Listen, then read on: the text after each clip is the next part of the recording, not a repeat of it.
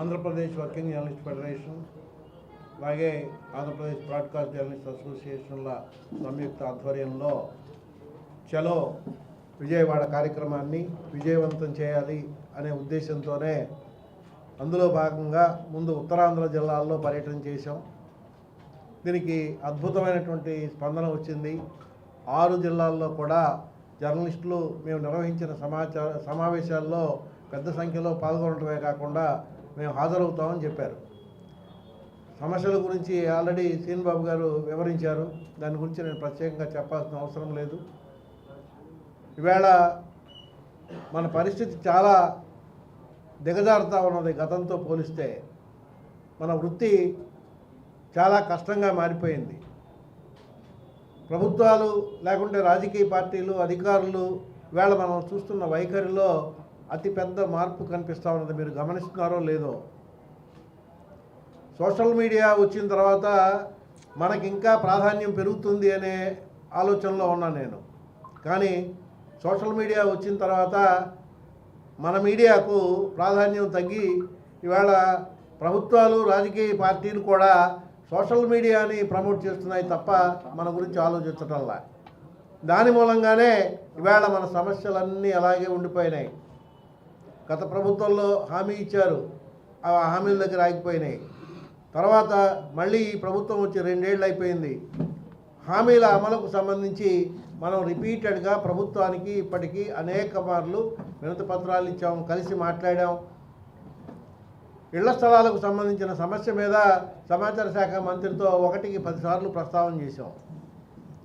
ఏమండి, ఒక జీవో ఉన్నది 3 సెంట్లు స్థలం అని చెప్పి, దానికోసం దరఖాస్తులు కూడా తీసుకున్నారు. మరి ఏంటి దీని విషయం? మరి ఈ పథకం అమలవుతుందా లేకుంటే మీరేమన్నా కొత్త ఆలోచన చేయబోతున్నారని అడిగితే మంత్రి గారు చెప్పిన సమాధానం ఏంటంటే ఆ పథకం జీవో రద్దు అయిందా లేదా రద్దు చేయలేదు కదా అని మళ్ళీ ఎదురు ప్రశ్న వేశాడు. అంటే దాన్ని బట్టి ఇవాళ ప్రభుత్వము ఇంకా దాని మీద ఒక ఆలోచన చేయని పరిస్థితి ఉంది కాబట్టే ఈ పరిస్థితి ఉంది అని నేను అనుకుంటున్నాను. అయినా కూడా మనం మహాజర్లు ఇవ్వడం మానలా.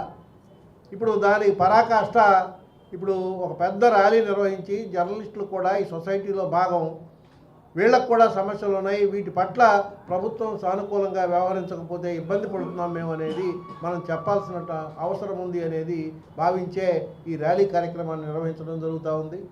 కాబట్టి ఈ ర్యాలీకి రాష్ట్రంలో ఉండే జర్నలిస్టులు అందరూ పెద్ద సంఖ్యలో పాల్గొనాలని చెప్పేసి మీ ద్వారా విజ్ఞప్తి చేస్తూ ఉన్నాను. అలాగే మనకు ఉన్న సమస్యల్లో ఇళ్ల స్థలాల సమస్య ఒకటే కాదు, పెన్షన్ ఒకటే కాదు, జర్నలిస్టుల పిల్లలకు 50% రాయితీ అని ఒక ఇది పెట్టాం. కొన్ని దగ్గరలో ఇస్తున్నారు, కొన్ని దగ్గరలో ఇవ్వడం లేదు, కొన్ని దగ్గరలో అసలు పట్టించుకోవడం కూడా పట్టించుకోవట్లా.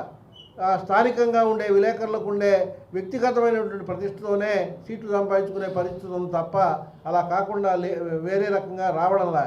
అందుకని చెప్పేసి మన డిమాండ్ని ఈవేళ మనం ఏం చేస్తామంటే ప్రభుత్వాలు కార్పొరేట్ సంస్థలకు, కార్పొరేట్ విద్యా సంస్థలకు అనేక రాయితీలు ఇస్తున్నారు, పర్మిషన్లు ఇస్తున్నారు, ఇవన్నీ ఇస్తున్నారు. కాబట్టి మనం అనేది జర్నలిస్టుల పిల్లలకు ఆ వాటిల్లో చదువుకునేందుకు ఉచితంగా చదువుకునే ఫెసిలిటీ కల్పించాలనేది మన డిమాండ్గా మనం ఇంక్లూడ్ చేశాం.